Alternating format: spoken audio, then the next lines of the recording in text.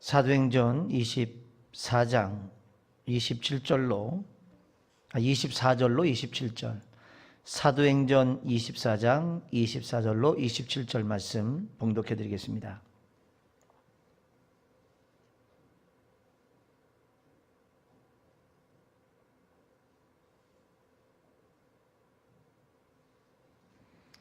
수일 후에 벨릭스가 그 아내 유대 여자 두루실라와 함께 와서 바울을 불러 그리스도 예수 믿는 도를 듣거늘 바울이 의와 절제와 장차 오는 심판을 강론하니 벨릭스가 두려워하여 대답하되 지금은 가라, 내가 틈이 있으면 너를 부르리라 하고 동시에 또 바울에게서 돈을 받을까 바라는 고로 더 자주 불러 같이 이야기하더라. 이태가 지난 후 부르기오 베드스도가 벨릭스의 소임을 이어받으니 벨릭스가 유대인의 마음을 얻고자 하여 바울을 구류하여 두니라. 아멘. 할렐루야. 좋은 날이죠. 은혜로운 시간이 됐으면 좋겠습니다. 2단계로 상향이 돼서 또 염려와 걱정 때문에 교회를 못 오시는 성도님들이 계신 걸로 알고 있는데, 교회는 20% 좌석 대비 20%를 수용할 수 있다라고 되어 있습니다. 그러니까 우리는 80명까지 가능하고요. 만약에 부족하다면 식당도 있고 중위층도 있기 때문에 너무 걱정하지 않고 나오셔도 되겠습니다. 우리 교회처럼 소독 잘 되는 교회가 없습니다. 들어오시는 한 분 한 분 소독기 게이트를 통해서 다 소독을 하기 때문에 어느 교회 못지않게 소독이 잘 되는 교회라고 생각하시고 그렇게 편안한 마음으로 나오시면 좋겠습니다. 잠시 전에 생각이 드는 것이 감사의 마음이 하나가 생각이 됐어요. 뭐냐면 내가 아직 이 자리에 서서 설교할 수 있다는 게 참 감사하다. 앞으로는 어떤 일이 어떤 상황이 벌어질지 모르겠지만 내가 이 자리에 지금 서서 하나님의 복음을 전할 수 있다는 게 큰 은혜이고 축복이다 라는 생각을 하게 됐습니다. 여러분 자신도 한번 하나님 앞에서 이 자리에 나와 있다는 게 얼마나 큰 은혜요 축복인지를 다시 한번 생각해 보셨으면 좋겠습니다. 예배를 드리고 싶어도 드리지는 못하는 상황이 도래할 수도 있습니다. 지금 일부 의원들이요, 교회 폐쇄법을 지금 상정시키려고 하고 있습니다. 교회 폐쇄법. 무서운 시대가 오고 있습니다. 여러분, 우리 크리스찬들이 정말 깨어있지 않으면 안 됩니다. 지난주에 우리가 말씀을 나누다가 잠시 좀 멈춰서 이번 주에 이어서 말씀을 나눌 텐데요. 바울이 예루살렘에서 가이사로 옮겨가는 동안에 40여 명이 먹지도 마시도 않냐고 바울을 죽이겠다라는 결사대가 있었는데, 그들을 하나님께서 안전하게 군인들 한 470명을 동원해서 그들을 안전하게 이제 옮겼던 장면을 우리가 보게 되죠. 그런 동안에 여기서 우리가 배울 수 있는 것이 뭐냐면 세 가지 부분을 배울 수 있다 그랬습니다. 첫 번째가 변론사 더둘로의 말과 사도 바울의 말이 다르더라. 특별히 벨릭스에게 하는 이 말의 표현이 다른 것을 느낄 수가 있었습니다. 10절에 보면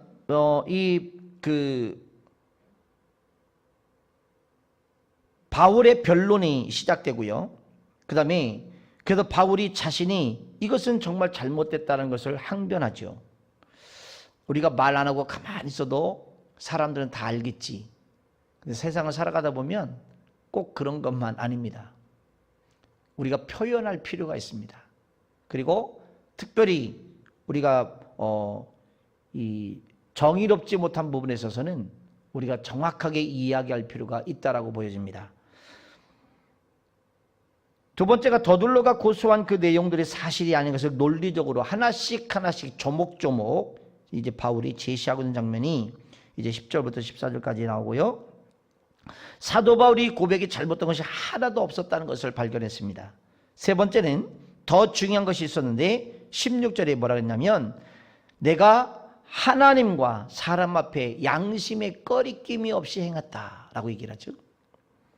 대부분 많은 사람들이 적당히 상황에 따라서 말을 돌려대거나 또는 거짓말을 할 수 있는 상황이 있습니다만은 그 말을 바꾸는 그런 사람이 아니라 바울은 진실만을 얘기하면서 자기는 그런 것들이 불합리한 왜곡이고 또한 사람들의 일방적인 그런 고소다라는 것을 설명하고 있었습니다.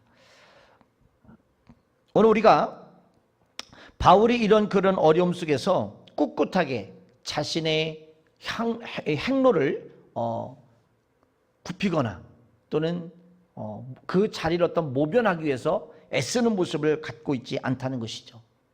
바울은 당당했습니다. 왜요? 양심에 꺼리낌이 없기 때문에. 자, 여기 22절 23절에 보시면 또 이렇게 이제 더 자세한 말씀이 나오고 있고요. 이 바울의 이 재판은 3심이었어요. 3번 재판을 하는데 1심의 결론은 유예입니다. 결정을 안 내라고 이제 안 내리고 천부장이 예루살렘에 올 때까지 기다렸습니다. 이렇게 함으로써 재판이 끝이 나죠. 그런데 재밌는 것은 뭐냐면 재판이 끝났는데 바울은 3가지 축복을 안겨줬습니다. 바울에게. 자, 첫 번째 뭐냐면 이 재판이 바울은 무죄요. 그래도 문제가 됩니다. 무죄가 되어서 바울이 나오면 바로 살해의 위험이 이제 기다리고 있습니다. 40여 명의 사람들이 기다리고 있는 것이죠. 먹지도 마시지 않냐고 바울을 죽이려고 하는 결사대가 기다리고 있는 것입니다. 따라서 형이 결정되지 않냐고 감옥에 있는 것은 어찌 보면 자기 살해 위험으로부터 자기를 안전하게 지키는 보장이죠. 보장. 얼마나 좋겠습니까?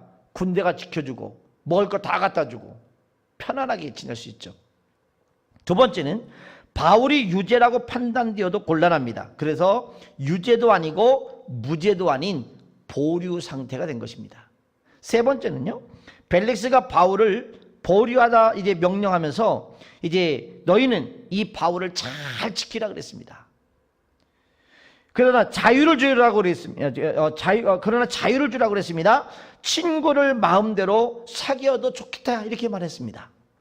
그러니까 바울은 보호를 받으면서도 그 보호 안에서 자유도 누리고 복음 증거도 할 수 있는 축복을 받은 겁니다. 어떤 분이 정치적인 사건으로 교도소에 들어갔습니다. 그런데 재밌는 이야기를 하는데 이 사건이 나지 않으면 자기는 고혈압으로 죽었을 거라는 거예요. 너무 일이 복잡하고 그래서 혈압이 올라가는데 안 내려오더라는 거죠. 잠을 못 자고 너무 고통스러운데 자기가 감옥에 들어와 보니까 전화도 없고 오는 사람도 없고 또한 가는 사람도 없고 명령하는 사람도 없고 자기는 그렇게 편하고 좋더라는 거예요. 지금 굉장히 어려운 상황에 이제 빠졌는데 감옥에 들어가니까 그렇게 편하더라는 것이죠. 이상양 전도사라는 분이 계십니다. 이 사람은 빈민촌 선교를 하다가 그 사람은 폐병으로 죽은 분입니다. 나중에는 수술을 하고 폐를 하나 잘라내고 물 나오는 통을 하나 들고 다니면서 전도를 했다는 것입니다. 그 주변 사람들이 제발 쉬어라, 제발 쉬어라 이렇게 이러는데 쉬지를 않아요. 잠자는 척 하다가 이제 또 나와서 전도를 하고 그러다가 폐병으로 숨을 거뒀습니다. 그때 이제 그 김진호 목사님이라는 분 여러분 아시죠? 그 목사님이 그 뭐라고 말했냐면 나도 유심 반대해 가지고 감옥에 좀 감옥에 좀 갔는데 2년 동안 있으면서 건강을 회복했다는 거예요. 건강을 회복하고 성경을 읽을 수가 있었고 성령 체험을 할 수가 있었다는 겁니다. 감옥에 들어가는 것이 얼마나 좋은지 모른다는 거죠. 바울이요, 지금 고생하던 양반이 모든 이 죽음의 위험에서부터 피신하면서 쉬면서 안식하고 있는 겁니다. 2년 동안, 그러니까 회사가 부도나고 그런 것이 꼭 나쁜 것은 아니라는 것이죠. 여러분 혹시 직장에 쫓겨나면 할렐루야 한번 해보실래요? 직장에 쫓겨났어. 할렐루야. 할렐루야 나옵니까? 할렐루야 안 나오죠. 하나님 내가 뭘 잘못했는데 직장에 쫓겨나게 하십니까? 부도가 나봐요. 정말 땀이 꺼지도 한숨 팍팍 쉬고 어쩌면 하나님 나한테 이럴 수 있냐고 얘기하겠죠? 하나님이 건강도 주시고 공부도 하게 해주시고 이런 시간을 갖도록, 그래서 다시 새로운 길을 여시기 위해서 하는 준비의 기간을 주신다는 거죠. 근데 우리는 그런 안목으로 절대 보지 않아요. 지금 당장 눈앞에 있는 이익을 보는 거예요. 내가 지금 뭘 잃어버렸는데, 지금 손해를 보고 있는데, 지금 나는 왜 이렇게 어려움을 당하는가라는 생각을 하게 되겠죠. 하나님이 우리를 훈련하고 준비시키면 또 다른 길을 여시는 것입니다. 주님을 앙망하고 바라보는 자에게 모든 것이 합력하여 선우리는 역사가 일어납니다. 사람이 죽어도요 좋은 것이고 사랑하는 사람이 죽어도 좋은 것입니다. 죽으면 죽는 것이고 살면 사는 것이고 주님 안에서 생각해 보면 축복이 아닌 것이 하나도 없더라는 것이죠. 이 본문을 보면서 바울은 정말 얼마나 지금 이 순간을 만끽하고 있을까라는 생각을 해봅니다.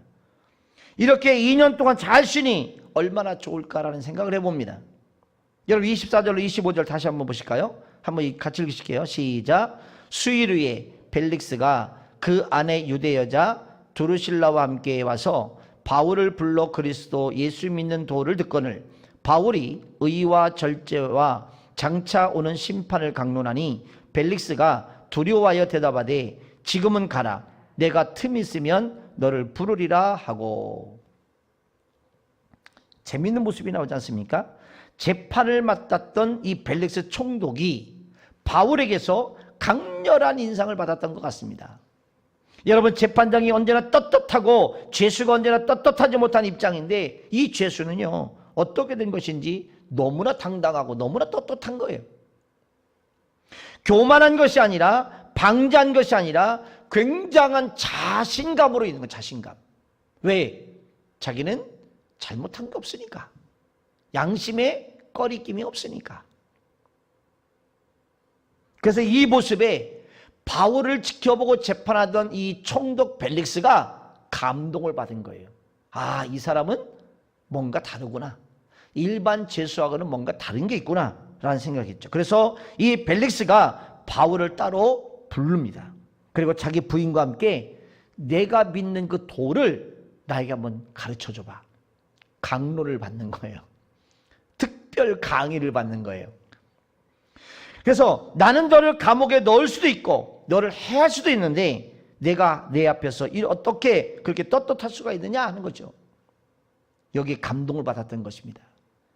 나는 이것이 그리스도인의 자세가 아닌가라는 생각을 합니다. 그리스도인이 이렇게 감동을 주어야 됩니다. 정직과 태어남, 죽음의 모습에서 두려워하지 않아야 됩니다. 거짓말함으로 이익을 얻고자 생각하지 않는 그런 마음은 사람의 마음을 감동시키는 것입니다. 그 바울을 재판하는 총독까지도 바울을 감동시켰던 바울이라니 참 멋지지 않습니까? 벨릭스를 감동시켜서, 그래서 이런 의미에서 크리스찬들의 세상에서 자기를 미워하는 사람들까지도 감동시킬 수 있어야 된다. 바울은 벨릭스 부부 앞에서 세 가지를 가르칩니다. 의에 대하여, 절제에 대해서, 심판에 대해서. 의, 절제, 심판. 이 세 가지를 바울이 강론을 해요. 이 말을 다 듣고 벨릭스가 어떻게 했습니까? 두려워했다 그랬어요. 바울의 가르침을 받은 총독 벨릭스는 두려워했다. 겁을 먹었다 이 말입니다. 왜 그랬습니까? 왜 지금 죄수인 바울의 이야기를 듣고 벨릭스 총독이 겁을 먹습니까? 이 사람은 하나님의 사람이냐? 하나님의 사람이기 때문에 두려워하는 거예요. 사람이 무엇을 가지고 있느냐가 그 사람을 결정하는 것입니다. 여러분, 그 사람이 누구냐? 그 사람을 결정합니다. 어떤 소유가 아니라 그 사람이 품고 있는 정신, 신앙, 이것이 그 사람을 결정해 주는 것입니다. 과연 우리가 예수를 믿으면서 얼마나 많은 부와 얼마나 많은 권력과 얼마나 많은 것을 소유했느냐, 그것 때문에 사람들이 내 앞에서 무릎을 꿇느냐? 그렇지 않습니다. 당신이 가지고 있는 예수 그리스도, 그 죽음을 두려워하지 않을 수 있는 예수 그리스도, 그것이 모든 사람에게 사랑과 존경을 받게 하는 것이죠. 그런데 이 말씀 중에 재밌는 말씀이요, 26절 말씀이에요. 한번 같이 한 목소리 읽겠습니다. 시작. 동시에 또 바울에게서 돈을 받을까 바라는 거로 더 자주 불러 같이 이야기하더라. 참 재밌는 얘기 아니에요? 이런 표현을 잘 여러분 한번 새겨서 한번 보세요. 총독이요, 바울의 인격에 감화도 받았지만 어떻게 하면 돈 좀 더 받을 수 있을까? 그래서 이 바울을 자주 불렀대요. 목적은 돈이에요, 돈. 세상 사람들은요, 다 돈과 연결되어 있습니다. 다 돈과 연결되어 있어요. 총독에게는 두 가지 관심이 있었어요. 여러분, 현대하고 전혀 다른 것이 없지요. 그때나 지금이나 똑같아. 사람 살아가는 사이는요, 과학이 발달하고 문명이 발달해도 똑같은 거예요. 2000년 전이나 지금이나 똑같은 상황이 벌어지고 있어요. 그래서 총독이 두 가지 관심이 있으면, 하나는 뭐냐? 돈에 관심이 있어요. 돈. 하나는 신앙, 믿음에 관심이 있어요. 이것이 저와 여러분 아닙니까? 여러분 돈에 관심이 없으세요? 돈에 관심 없으시다고요? 그러면 그 돈 저를 주세요. 저는 돈에 관심이 좀 있어요. 그러니까 관심 없는 분들 저한테 안겨주세요. 돈에 관심 없는 사람이 어디 있겠습니까? 거의 다, 어떤 극소수 일부를 빼고는 거의 돈에 관심이 있죠. 여러분이 돈에 관심이 있다고 생각하지 않습니다. 돈도 좋고 하나님도 좋고, 이것이 현대인 아닙니까? 둘 다 놓치기를 싫어해요. 어찌 보면 돈과 하나님이라가 이 두 개를 놓고 어떤 거 하나를 선택하려 그러면 뭘 선택하실래요? 수요예배 나오신 여러분 정도 되면 하나는 당연히 선택하시겠지. 아멘 소리가 은혜가 됩니다. 돈과 하나님 둘 중에 하나를 선택하라면 뭘 선택하실래요? 김효미 집사님, 뭘 선택하실래요? 대답을 못하는 것은 갈등이 있는 거예요. 하나님이 딱 나와야 되는데 안 나오는 것은 약간의 갈등이 있는 거예요. 여러분, 예수님은요 엄격하게 말씀하셨어요. 하나님과 돈을 겸하여 섬길 수 없다 그랬어요. 겸하여 섬길 수 없다. 그러니까 교회에 나온 사람들 중에도 가장 힘들어하는 게 뭐예요? 11조 하는 거를 참 힘들어요. 그리고 교회에다가 헌금 내는 거를 참 힘들어요. 왜요? 아니 이 돈이 어떤 돈인데, 어떻게 해서 버는 돈인데, 이 돈을 이렇게 갖다가 잘라서 하나님 앞에 드리고 나면 난 어떻게 해야 되는데, 돈에 대한 애정이 굉장히 크거든요. 그래서 신앙이 자라려면, 믿음이 자라려면요, 돈의 부분부터 해결이 돼야 돼요. 그래야 믿음이 자라요. 그래서 우리 교회에서는 임직자, 교회 집사님을 임명할 때는 세 가지 기준이 있어요. 첫 번째 주일 성수. 어떻게 잘하세요? 우리 교회 얼마 안 되셨는데 오래 다신 분보다 더 잘하시네. 주일 성수. 두 번째 11조. 어떻게 이렇게 잘하세요? 그럼 세 번째는 봉사, 교회 봉사, 전도, 또 뭐가 있을까요? 주일 성수와 11조. 또 하나 뭐 있을까요?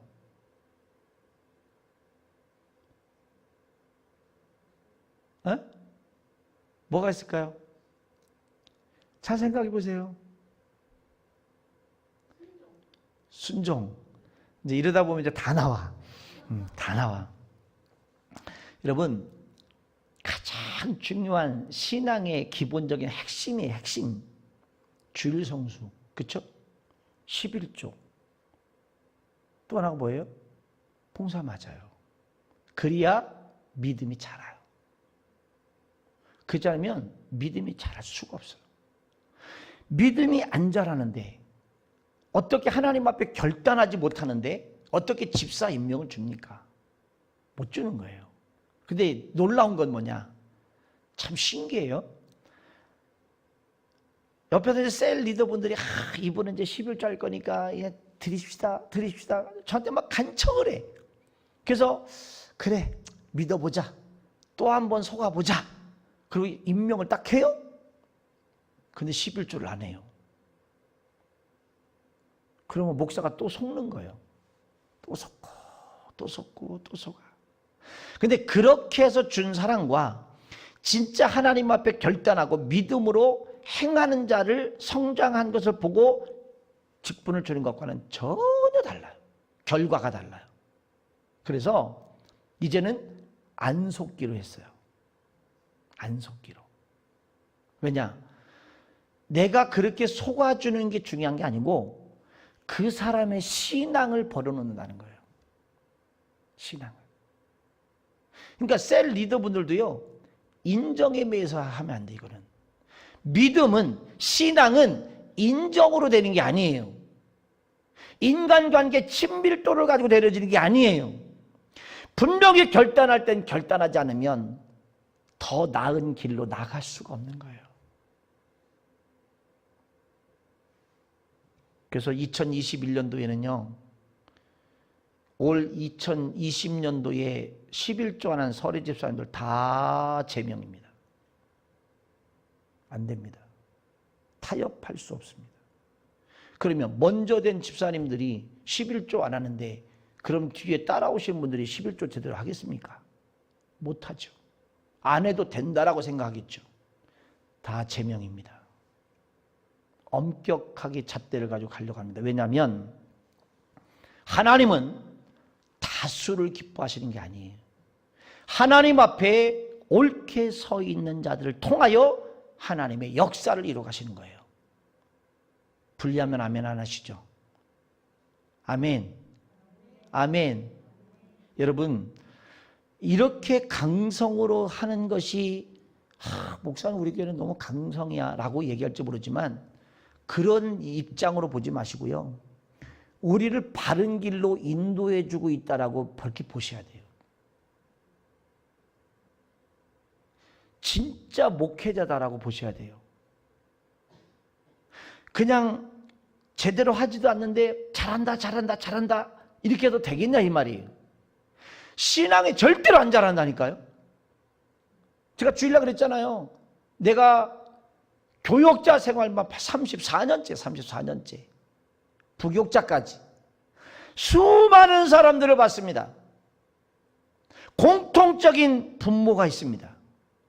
그 중에 하나가 믿음이 안 자란 자들의 특성이 있어요. 여러분, 바르게 가십시다. 할렐루야.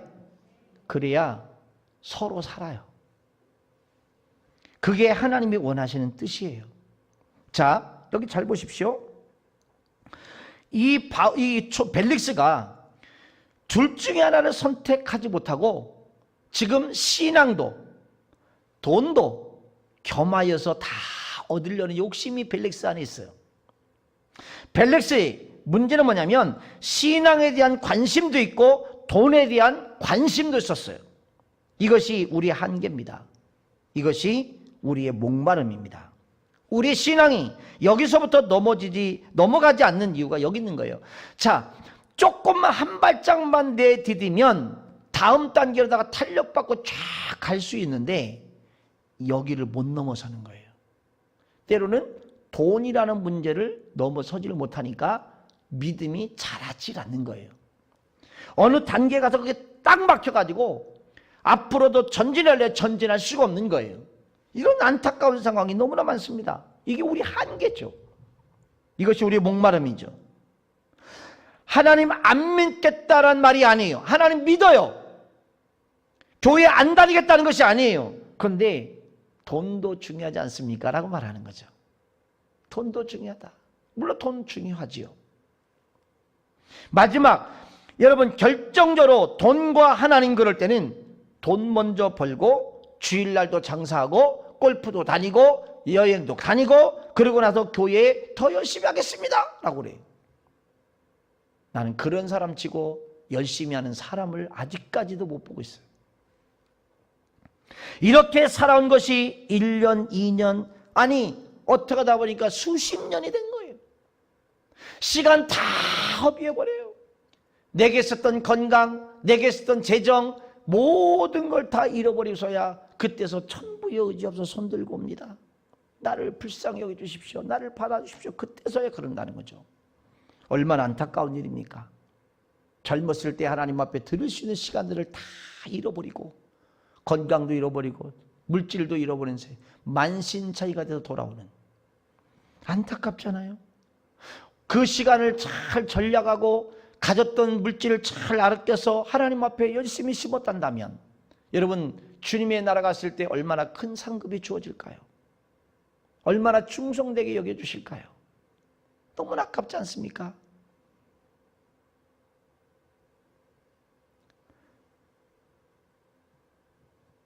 사람들이 때로는 더 그 마음이 강박한 사람은 어느 단계까지 가느냐? 장례식 7일짜리까지 갑니다. 언제 고민할까요? 언제 회개할까요? 내가 생명이 왔다 갔다 하는 중한 병에 걸렸을 때 사람들은요 뜨끔합니다. 아, 내가 이렇게 살아서는 안 되지. 이제 내가 죽을지도 모르는데 하나님 앞에 가다가 곧 서야 될 텐데 내가 이렇게 살면 안 되지. 너무나 멀리 와서 때늦은 후회를 하고 있는 거죠.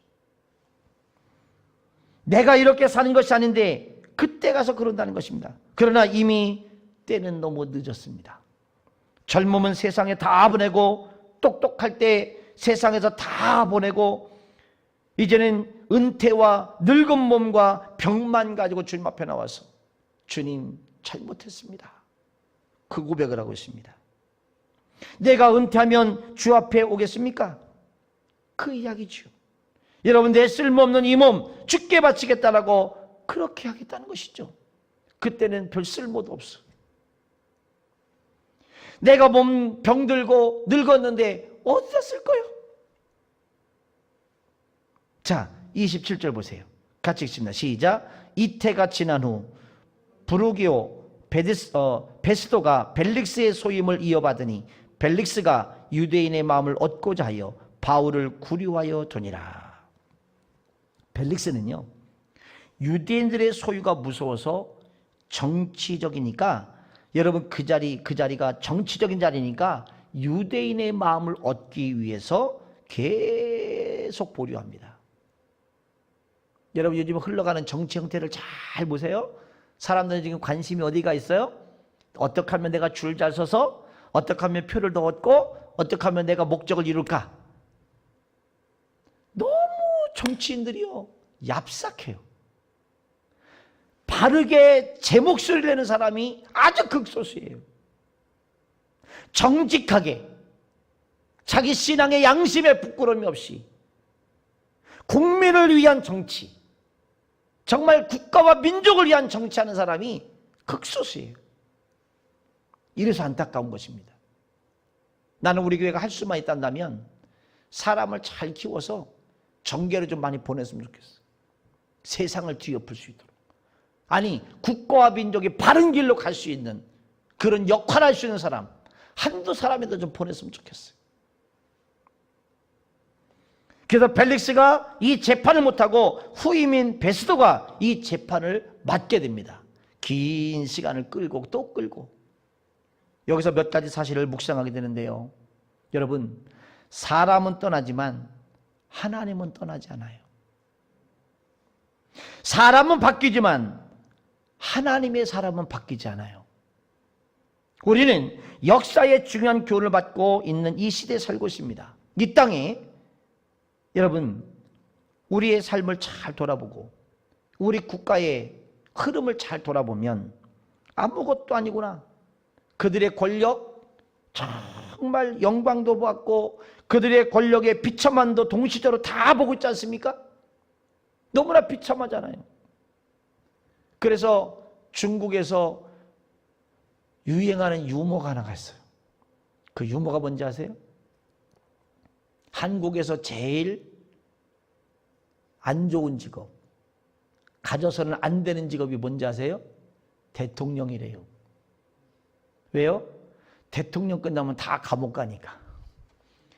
제일 안 좋은 직업, 한국에서 가장 안 좋은 직업, 그게 대통령이라는 거예요. 그렇게 중국에서는 웃음소리로 그걸 하고 있어요. 웃음소리로. 부끄러운 역사죠. 부끄러운 역사. 중국인들이 나한테 그런 얘기를 할 때 내가 고개를 어떻게 들겠습니까? 부끄럽죠. 부끄러워. 여러분 재물이 영원할 것 같죠? 권력이 영원할 것 같죠? 이제 그렇지 않습니다. 30년 전 재벌이 지금 어디 있습니까? 다 죽었어요. 다 지나가는 것입니다. 영원하지 않습니다. 하나님은 신실하십니다. 하나님의 사람만이 영원합니다. 바울은 오늘 우리들에게 영원한 것입니다. 하나님은 자신의 계획을 바꾸지 않으십니다. 여러분 어떻게 사셔야 됩니까? 무엇을 위해 사셔야 됩니까? 여러분의 죽음은 얼마나 남았습니까? 저도 자꾸 제 나이 남은 시간을 자꾸 계산을 해요. 자꾸만.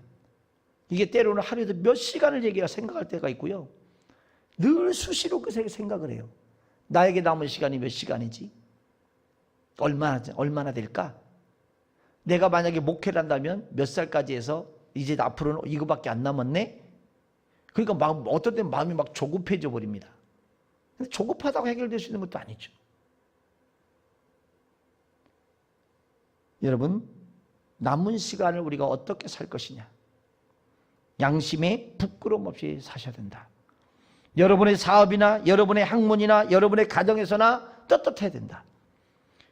여러분 교회에서도 마찬가지고 가정에서도 마찬가지고 사회생활도 마찬가지고 떳떳해야 돼. 하나님의 축복이 그 사람에게 영원히 함께할 것입니다. 지금 여기 벨릭스가 남기는 교훈은 우리에게 크다지 않을 수 없습니다. 여러분 바울과 벨릭스의 사이에서 일어나는 수많은 그런 이야기들이 우리에게 주는 교훈이에요. 바울의 삶의 태도, 그의 진지한 하나님 앞에 부끄러움없이 사람 앞에 부끄럽게 살아가는 그의 아름다운 모습, 벨릭스의 지금 두 가지의 잣대를 놓고 어찌 보면 두 가지의 줄을 놓고 적당히 저울질하면서 어떤 것이 나에게 더 유익할까? 어떤 것을 소유했을 때 나에게 진정한 더 가치가 있을까? 그것을 바라보고 있는 시야. 바울과 벨릭스는 너무나 많은 차이점이 있습니다. 어찌 보면 바울은 하나님을 진실하게 믿는 사람들의 표상이라 한다면 벨릭스는 세상 사람들의 표상이죠. 우리는 그러면 누구의 길을 선택해 가야 됩니까? 바울입니까? 벨릭스입니까? 지금 우리에게 하나님은 묻고 있는 것입니다. 너는 어떤 길을 향하여 살아갈래? 바울이냐? 벨릭스냐? 아니 굳이 그런 고민을 왜 우리가 해야 됩니까? 적당히 주어지는 시간에 따라 상황에 따라 환경에 따라 그냥 그렇게 적응하며 살면 되지요. 우리가 뭘 그렇게 대단하게 유명한 사람도 아니고 특출난 사람도 아닌데 굳이 그런 고민하면서 우리가 왜 살합니까? 라고 반문할 수도 있겠죠. 근데 특별하고 유능한 사역자라고 해서 하나님 꼭 그렇게 우리에게 묻는 것이 아니고 우리 그리스도인들에게 동일한 질문이에요. 동일한 질문. 너희의 삶은 바울의 삶이냐? 벨릭스의 삶이냐? 묻는 거예요. 어떤 것을 선택하여 갈 것이냐? 여러분, 남은 날을 잘 계수할 수 있기를, 그 지혜가 있기를 축복합니다.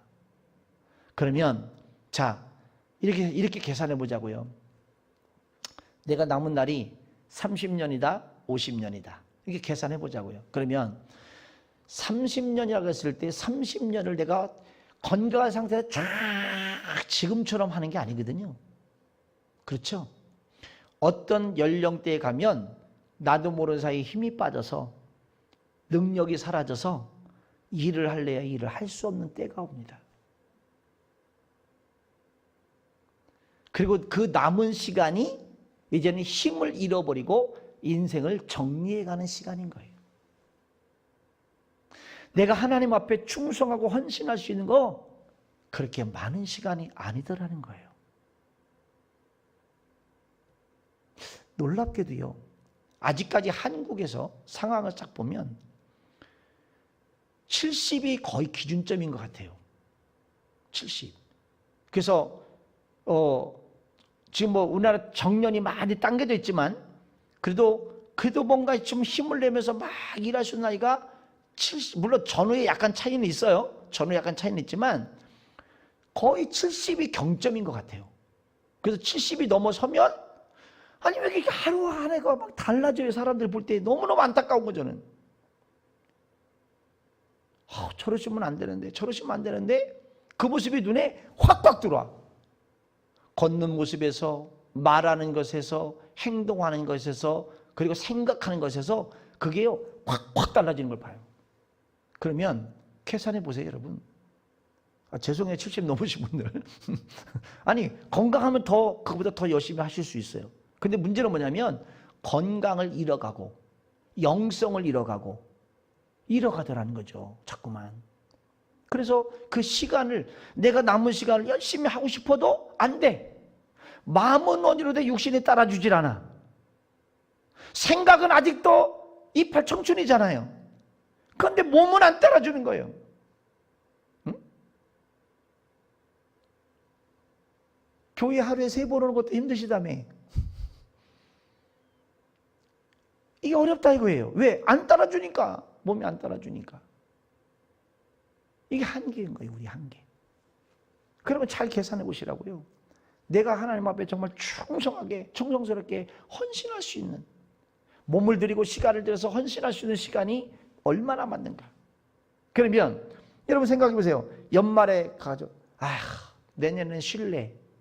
쉬실 분 쉬세요. 이제는 다시는 기회가 없을 수도 있어요. 다시는. 쉬고 싶으면 쉬시라고.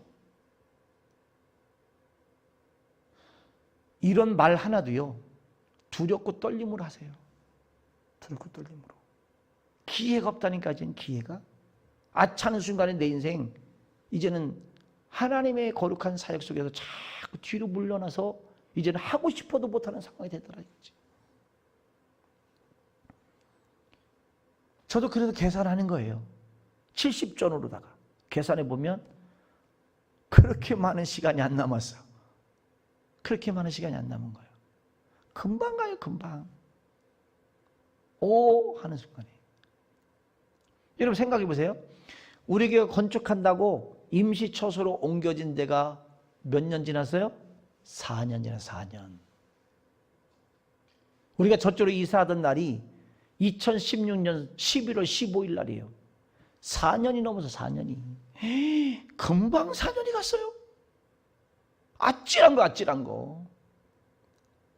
그러면 10년이요? 금방 가더라니까요. 금방 가.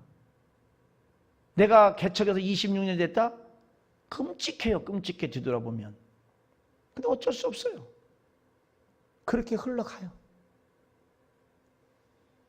여러분 지혜롭게 하십시오. 하나님이 여러분들에게 삶의 지혜를 주셔서 시간을 계수하고 내 남은 때를 계수할 수 있는 그런 지혜가 있기를 축복합니다. 그래서 그렇게 건강하게 열심히 할 수 있는 그 시간대에 바울의 삶이냐 벨릭스의 삶이냐 이 삶을 결정해 가시기를 바랍니다. 기도하겠습니다. 하나님, 오늘 저희들이 주님 안에 귀한 말씀을 듣고 우리를 돌아보고 우리의 생각 정리가 되기를 원합니다. 우리 안에 있는 잘못된 무지로 인하여, 잘못된 오판으로 인해서 우리의 시간을, 우리의 삶을 낭비하지 않게 해주시고, 하나님 앞에 두렵고 떨림으로 주님께서 맡겨주신 귀한 사역 잘 감당하고 충성스럽게 헌신하며 갈 수 있도록, 그래서 주님 앞에 서는 그 날에 착하고 충성된 종아라고 인정받는 귀한 하나님의 종들 되도록 축복하여 주옵소서. 남은 시간 안에 최선을 다해서 하나님의 부르심을 따라 온전한 모습으로 드려지도록 인도하여 주시옵소서. 감사드립니다. 아버지 하나님, 오늘 이 밤에 기도하고 또 결단할 터인데 이 우리의 들려주신 그 하나님의 말씀을 잘 가슴판에 새겨서 그 말씀대로 살아내기에 부족함이 없도록 도와주시옵소서. 예수님의 이름으로 기도하옵나이다. 아멘.